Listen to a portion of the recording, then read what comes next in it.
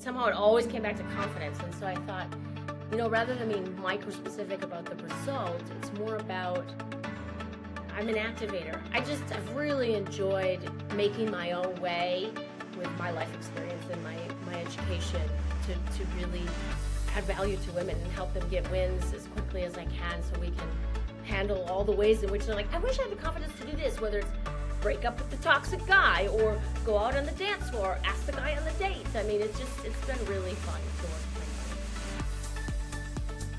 with. Hey sis, welcome to the Sisterhood, Soul, and Strategy podcast, a space for women building businesses that feel as good as they look. I'm Steph, a small town girl from Wisconsin with big dreams to positively impact the world.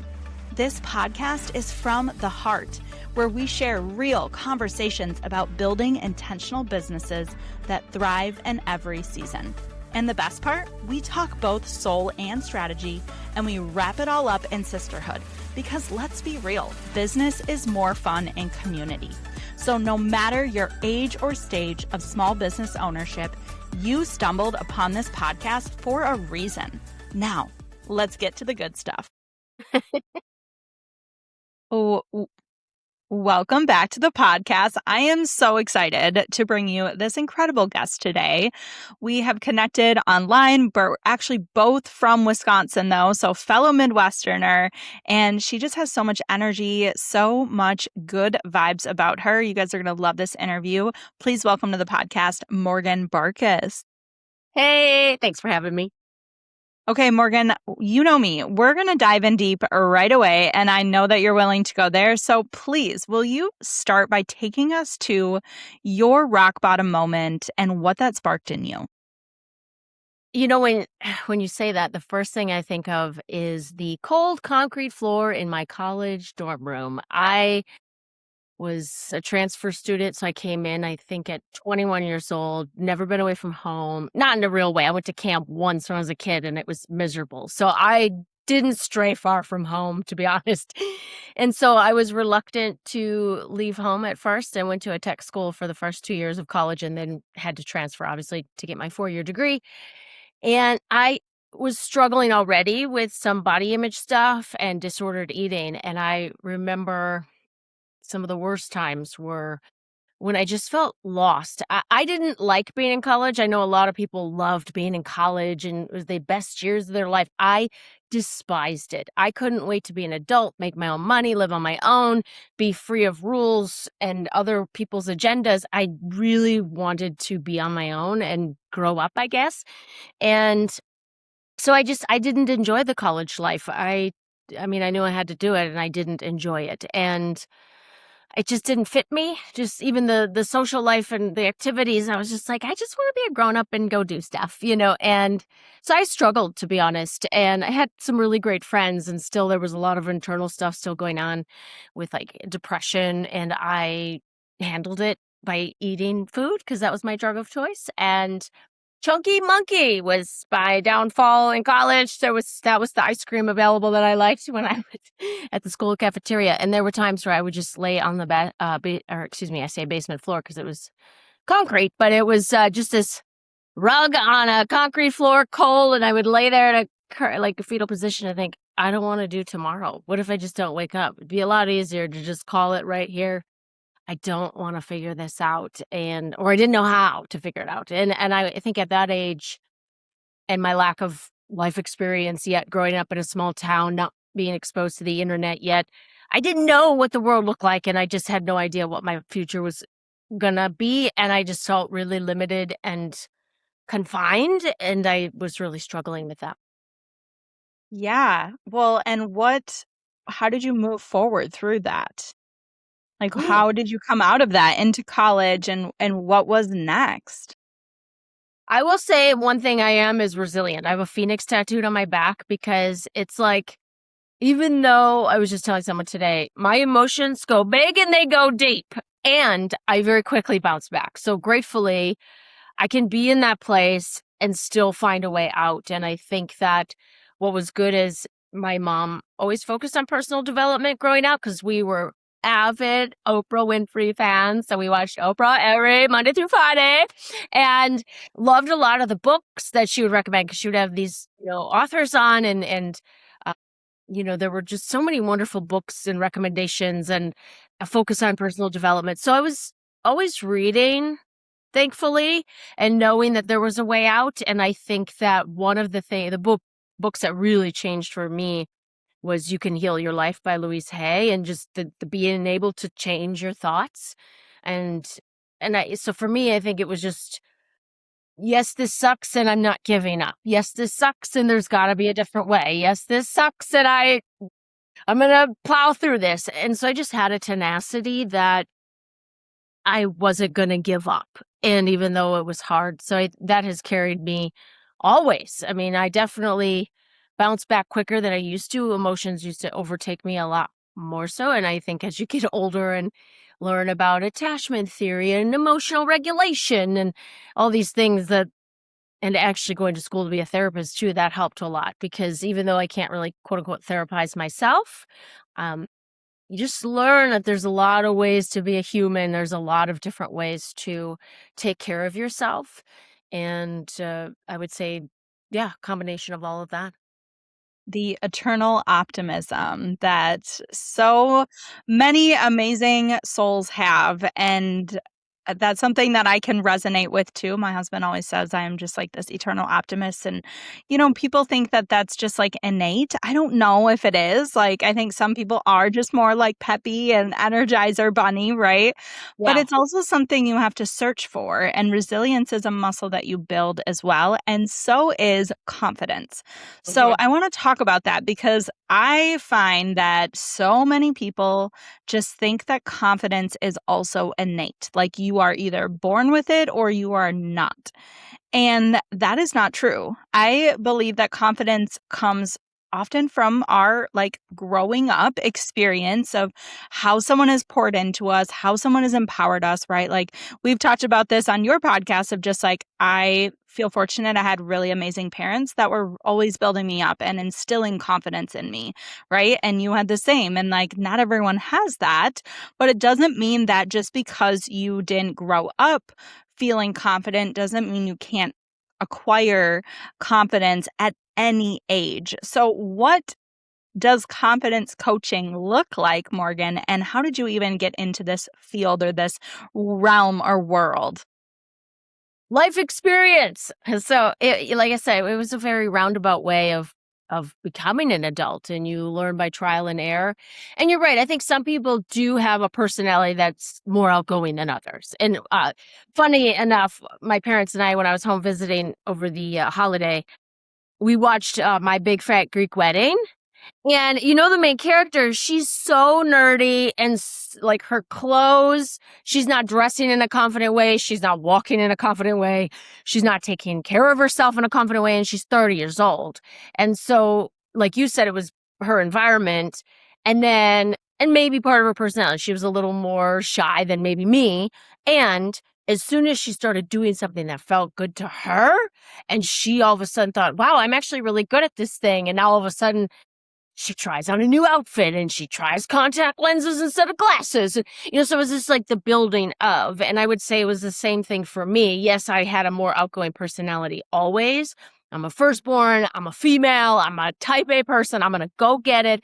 I was raised, like you said, parents, my dad especially was like, if you put it in your mind, you're going to make it happen. Always. He's always had that mentality. So he was using The Secret before I think if he even knows it exists. And my dad is like, I always told him, I said, you're like law of attraction. You don't even realize you're doing it. You're just Right. so I grew up with that and also outgoing parents, like not afraid to talk to people. My dad in business, and so had to go out and ask for business and create relationships and all that. So I grew up seeing that, and that's where the building upon. So even as a kid, when my mom, back in the day, I'd get an allowance, and my mom would have me. I got $5 a week, and I'd save it up, and then I'd want to order something from J.C. Penney, the catalog, right? Because we didn't have online shopping, and you didn't. And I said, Mom, hey, if I give you the money, will you call and you just use your credit card to order this thing I want? And she's like, no. she's like, you can give me the money and I'll give you the credit card number and you call and you tell them what you want. And I was like, oh, I can't do that. And she's like, yes, you can. If you want it, you say it, go handle it kind of thing. And I'm just like, okay. And then I did it and I was like, oh, I didn't die. That wasn't that bad. So it was just like asking for what you want. And then it was, being raised to, hey, if something doesn't feel right, you can excuse yourself. You don't have to do something because everyone else is doing it. So then in high school, I got tested in that way. It was like, no, I don't want to drive with all of you people that have just been drinking and drinking. Go ahead and let me out and I'll find a different way home. And I didn't worry what anybody thought about it. It was just, and then it was like, oh, I didn't get canceled, disowned, unfriended. It was just like, Morgan's not going to drink and party with us. Cool. So I think it was those little things. And so for me, as I became more confident, what really switched for me was when I started teaching dance and fitness. So this was 2000 and when did I get in? 2006.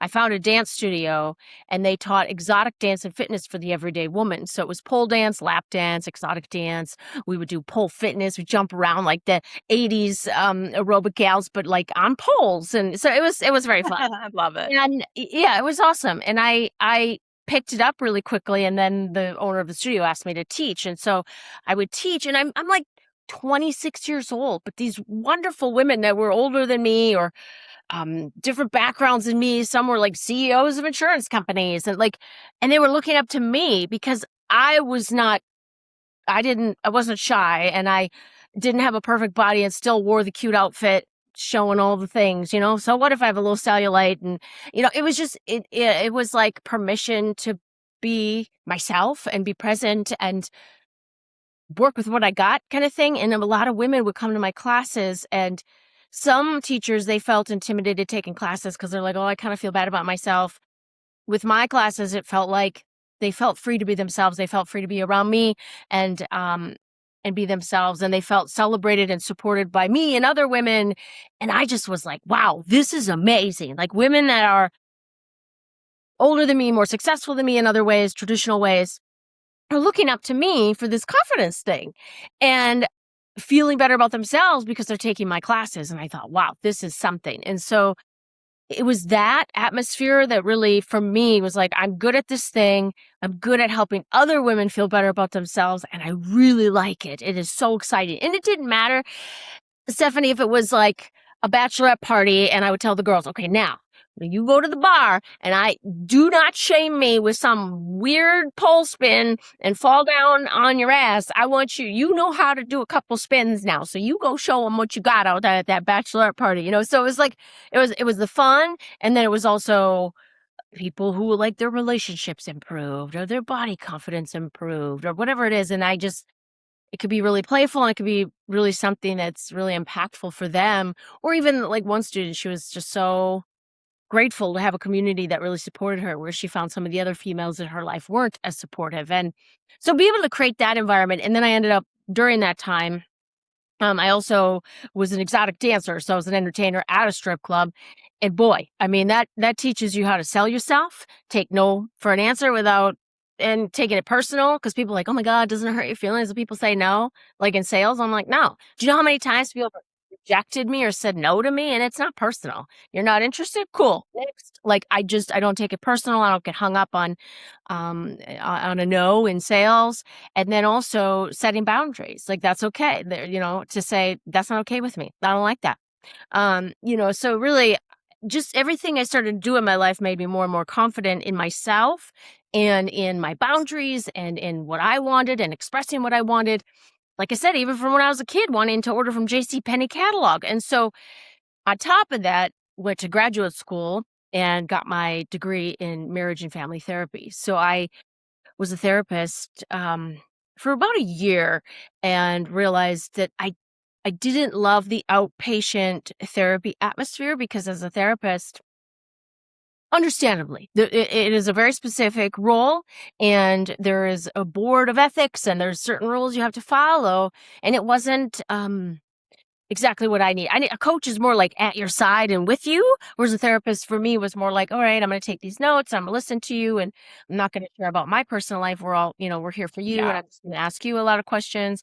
And I was like, that doesn't work for me because I I've been through the trenches, and a lot of my two favorite clients that I had when I was there were both women who came out of really unhealthy relationships, who lost their confidence because of that, didn't know how to date again, didn't know how to feel good about themselves again, didn't know if they could go do the things they wanted to do again, and they did. And I remember one of them, she's like, "I wish we could go out for drinks." And I'm like, "Girl, me too."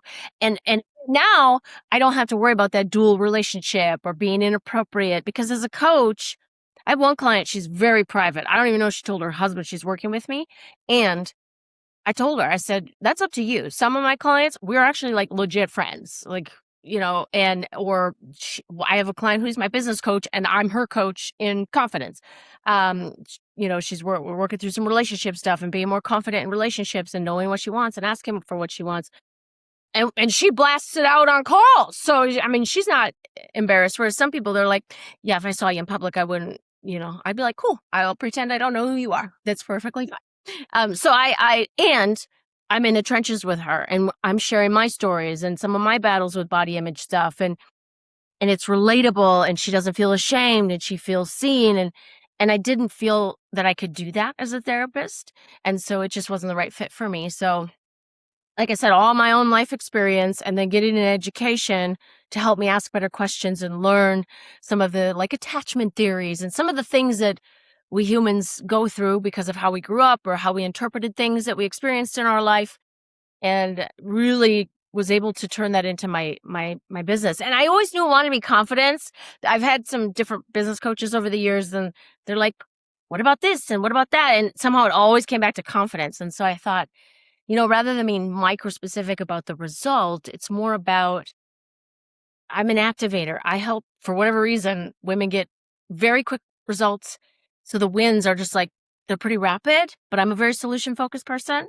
And they get the push from me that they couldn't do themselves, if that makes sense. And even some of them have said, I've been in talk therapy for like 2 years, and you helped me in 2 weeks. And so it's just different because we're sending voice notes, we're sending texts, it's in real time. My clients, I don't wait for sessions, so they have the option to do sessions with me. And also on top of that, get unlimited texting and voice notes. Because to me, if you're on the floor like I was back at college, that's when you need me. And if we don't have a session for 3 days and then you come in and I'm like, "Hey, how's everything going?" You're like, "Fine." 3 days ago, you were on the floor in the fetal position. That's when I want you to be able to call me, or not call me, but like, Yeah. so I've just found that my clients are really liking how I coach too. And as a therapist, I couldn't do that. You can't give out your number and let people just text you and voice note you at any hour.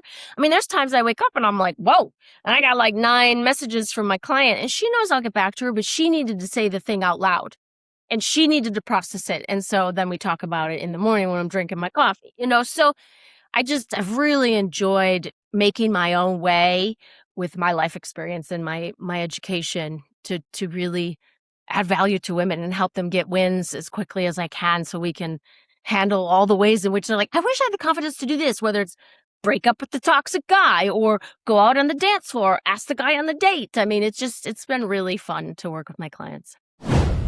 Hey sis, it's Steph here, and I just want to interrupt this episode to ask you, if you're listening to this podcast and you have not stepped inside our community, what are you waiting for? What makes Sister Circle so special is that we have both virtual and in-person opportunities for not just connection, but growth and learning and implementation, and actually moving the needle in our business on the things that we know are going to make a difference. I want to invite you to join us inside our Circle community for 30 days for just $30 to really experience the energy, the community, and the strategy and all the resources that we have inside of our community. So you're going to get access to as many meetings that are happening in real time, in person, virtual. Really, truly, it's the connections to the women and the sisters inside this community that are priceless. Just join us for a full month to really get the full experience of what Sister Circle is all about. Click the link in the show notes to experience Sister Circle inside our community today. I love that. And I agree. I think the entrepreneurial world is for the people that do not live in boxes and need freedom to live our lives and run our businesses and our practice or whatever that looks like, our coaching in Yeah. a way that feels authentic to us. That is absolutely what drew me to entrepreneurship. We actually have so much in common, Morgan, because yes, we're not only from the Midwest. Yes, we have these like entrepreneurial fathers who instilled this like unshakable confidence in us as women. But I also started teaching group fitness and yoga classes when I was 20, a little bit before that actually, but 20 was when I launched my business. And that was the reason I went down that path. I was going to become a traditional teacher. And as soon as I got the taste of entrepreneurship and being able to build whatever I wanted, create my own schedule, do what I wanted to do, I was like, becoming a traditional teacher sounds like torture at this point because I would be so confined to all of the rules and regulation, and it just really And the did not income. appeal. And the income. And the income. Yeah, That was the the other cat. thing is like, I get to set my own. And yes, there are, when I was inspired years ago by a gentleman who owns a hair salon now. When I met him, I had just moved to the South Florida area, didn't know where I was going to get my hair done, went to this random salon that seemed like it got good reviews, and it was like a bunch of teddy bear not black guys, gay guys. And they were just, the little bears, and then there was this other guy who had this beautiful curly hair, and he used to be a ballet dancer. I met him when I was only paying like $100 for a cut and a color, right? Then he gets so good and so big that he opens his own salon, and he's legit charging $500 for a cut and color. And this was 10 years ago. I mean, now it's like pretty much standard, but if you're in a city. And back then, I remember my parents saying, "Who pays that?" And I said, "His books are full." He has a Yeah. wait list. So yes, he has priced himself out of many clients, but he believes in himself. That's his price. Done. And I thought that is so cool. When you're an entrepreneur and you're really good at what you do, you can say, "This is what I'm really good at. This is what my price is." Totally understand if this isn't the right fit right now, and to have that freedom as well, the financial freedom. Yeah. Oh my gosh. Totally. I know that. And that is what is appealing to most people with entrepreneurship, right? It's the freedom, the financial freedom, the flexibility, but there are also challenges that come with it too. So I'm curious, what have been some of your biggest challenges as a business owner and how have you overcome some of them? Girl. So when I left the therapy clinic, it was 2013. I had just turned like 33 years old. And my parents were devastated because I had just finished my degree. I'm like a year-ish into my therapy job with $48,000 a year before taxes. And I was scraping the bottom of the barrel financially. I mean, I was like not even taking home $2,000 a month. And that even back then, that wasn't much. And so I was covering a car payment and my phone and my rent. That was it. Like, it was like, I can't afford anything else. I got to, it was tough. And I thought, doesn't feel worth it to stay in this job. And so I quit and I gave away almost everything I owned or gave it to Goodwill. I packed up my car and moved to South Florida. And I went back to dancing because I thought, well, I could definitely work as a stripper and make good money and I'll figure it out from there. And so that was 2013. And I bought my domain name, morganbarkus.com, and didn't know what to do with it. Hired a website designer, and then it just sat there because I was like the field of dreams. Like, I put my website up, now what, And I had a couple people, do a couple one-off sessions that didn't lead to much because I didn't know how to build a business. So then I took Marie Forleo's B School, and I didn't finish it. I just still wasn't clear on my ideal client. It was like, I know I want to help women. I don't know how I want to help women. And I'm like, I'm 33 and kind of lost. So who am I to help women? And I thought, and this is going to happen eventually. And then I let it go for a while because I was like, I do need to get a real job. I'm like, and then I was pushing like 35 and it was like, okay, well, I don't want to dance forever. So I got to figure this out. So I got into fitness with a major fitness franchise, which was great because I moved up the ladder a bit and got to work for corporate headquarters and have like a real job and big girl job, as I call it. And then in my 40th year, I got into med device sales because it was a really amazing income. It was a wonderful experience. And what was great about it, it was also a great experience in terms of building a business because med device sales is no joke. Like, You're on your own. You better figure this out. Here's your territory. Here's the number you got to hit. LFG. I mean, I had a former manager that always ended texts with LFG exclamation point. So I was like, whoa, I got to learn how to hustle. I got to know how to get their business. I need long sales, short sales. Like I had to get out there and really work with other reps in my team and all. So it was really a great experience. And it was like, and there's still an ache in my soul to serve women. How am I going to do this? It's my website is still there. What if I do something with it? And then I ended up finally biting the bullet, if you will, financially, and I had enough money, some disposable income and some money in savings to invest in a business coach and a business program. And it was a group atmosphere, which is great. It was a great start. Did that for a year, joined a different mastermind that was more tactical and hands-on with strategy and just like what's happening in the online space, especially service-based like coaching. That's been awesome. And in that mastermind, I found my one-on-one coach, and that's what made the big difference. It was like, say this, not that. Your content is this and that. She was my ideal client. So it was like, hey, this would hit for me. This would not hit for me. And then all of a sudden I had 3 clients. It was like, what? I've been wishing and hoping since 2013. Didn't know what I was doing. And truly, just like my life, every little step built on the other, and it all came together in the end. So that's my business journey. And right now I'm still in the growing phase where it's like, great, got some paying clients.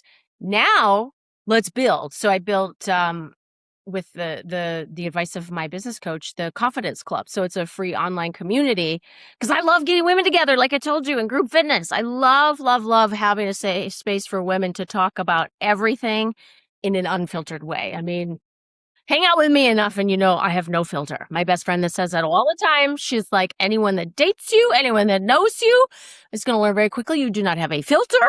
I will ask the question that nobody else is going to ask.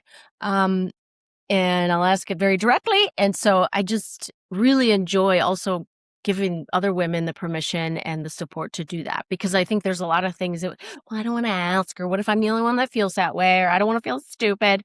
And so I bring topics every week that I kind of jump off and share about, and then start asking questions and start getting the women talking. And it's been really fun. It's honestly, I'm like, yay! Like I just love getting people together. So. And what does that look like? Is it virtual? Like how can people experience it?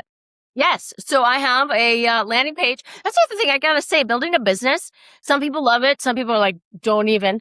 I have loved the evolution. Like back in 2013, I had to hire someone on WordPress to code and design a whole website, but I didn't know how to tweak it or change it. It was just like there. Like this still. Now it's so fun to have different platforms available where you can go in and design your own website and change your copy if something changes. And to me, the creative part of me loves it. I love designing the pages and deciding what pictures look good with what and like how it flows. And so it's really exciting. So anyway, I have a landing page for the Confidence Club that we can link, and they can put in their email and join. They'll get the Zoom calendar invite and know when it's on their calendar. That was another business learning curve. If it's not on the calendar, it's not going to happen. So I had to figure out how I was going to create a calendar invite.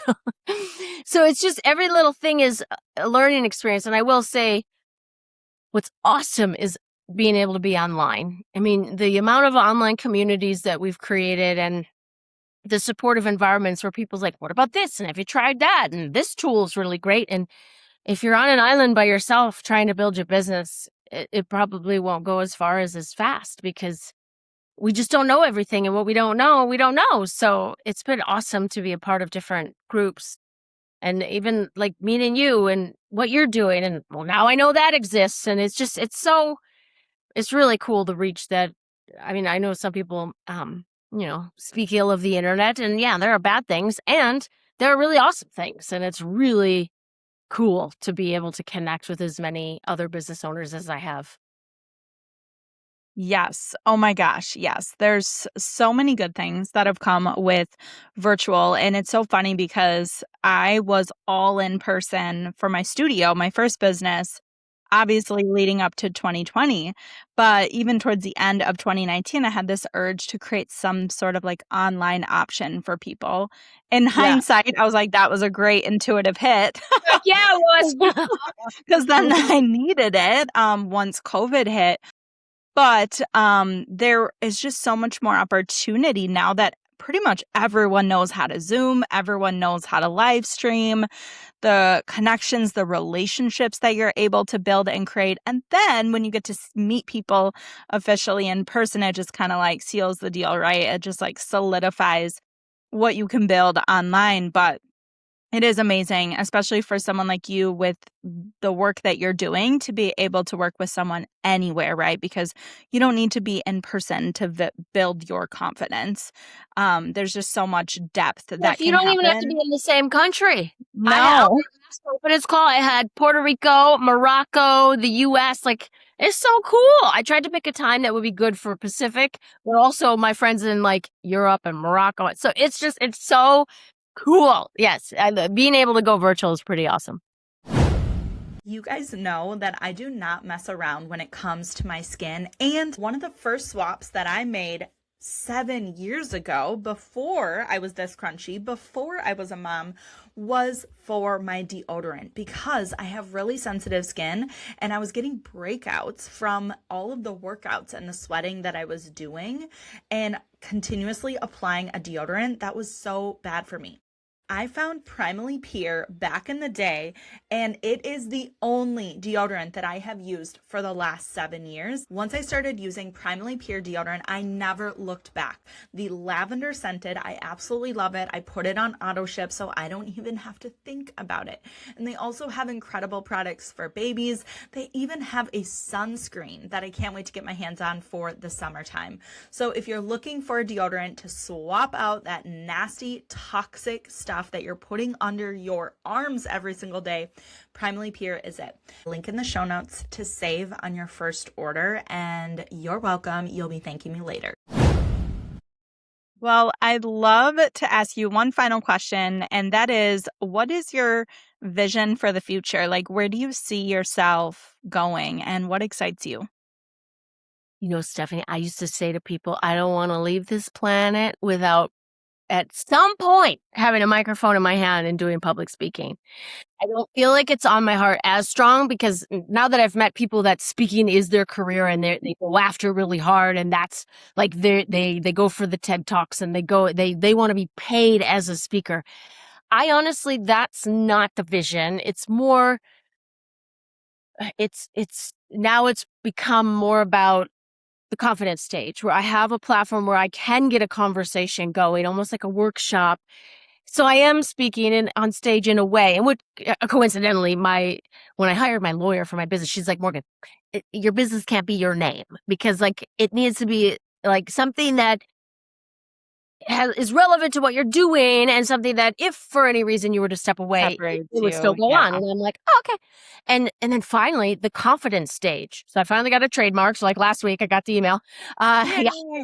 The confidence stage, because really, no matter what stage you're on, whether you're a mom and the stage is your kitchen or the PTA meetings, or you're a lawyer and it's the boardroom, like where are you wanting to be confident and where do you want to take the stage in your life?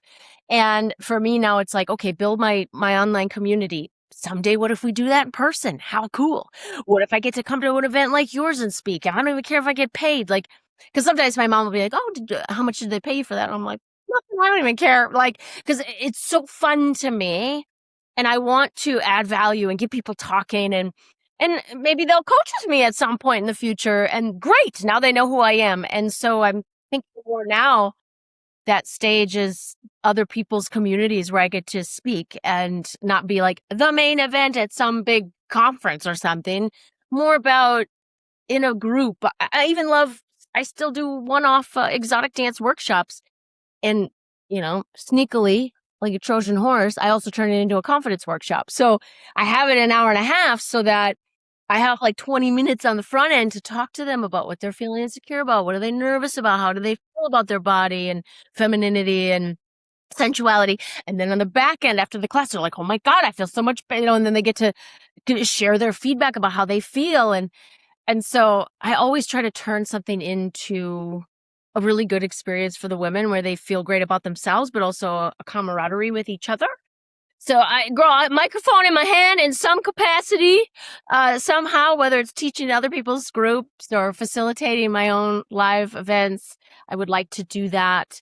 And really, to be honest, I am on a mission to become geographically independent in the next year. So I would like to live abroad, whether it's most of the time or even part-time. I would like to be able to go to a country for months at a time if I want to and visit home in Wisconsin where my family is, and then also buy them tickets and say, look, I have an apartment in Paris for 3 months. I bought a ticket, pack your bags, so I just would Yeah.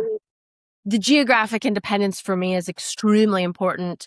I've always dreamt about, I told my parents I was going to move to Ibiza, Spain after I graduated college, and their exact words were, the fuck you are. We just put you through college and you're going to get a fucking job. And I was like, okay. So, but I never stopped wanting to go see the world. And so now that I have the financial means to do so, I'm so grateful. I was in France not that long ago. I was literally on the train, like kind of tearing up because I thought, God, I created this life. It's taken me like 45 years, but I did it and I'm doing it. And it's so awesome. And I'm seeing the world and I'm having great experiences and meeting. And even one of the girls in my mastermind, I'm in Paris. She's like, hey, let's meet up. She takes the train from Bristol to London. I go to London. We get to have brunch. I mean, I'm delighted by my life. And so to create even more freedom by being geographically free is what I'd like to be able to do so that I can be full-time in my coaching business and travel wherever there's events like yours or opportunities to get women together live. That's my dream, girl. I love it. Well, I foresee that for you, and I'm so excited for you. And thank you for just sharing your energy with us Yeah. and our listeners. Where can we connect with you further? I'd say best two places, morganbarkus.com. I'm grateful that my name is fairly unique. So if you Google me, you find stuff, even the college or the picture of me in college that I don't love, that thing just won't go away. And then my Instagram, Morgan Barkus. Awesome. Thank you so much, Morgan. Yeah. And I hope listeners, you walk away with this feeling more confident and bold in asking for what you want. Hey, sis, if this episode spoke to you, make sure you're subscribed so you don't miss our weekly conversations that drop every Monday. And would you share this with a fellow sister that needs to hear this message too? If you're craving sisterhood, soul, and strategy in action, I'd love for you to step inside our Sister Circle community, where we gather, grow, and build intentional businesses together in real life and real time. I promise, business is more fun in sisterhood. Until next time, keep leading with soul, honoring your season, and don't forget, I'm always cheering for you.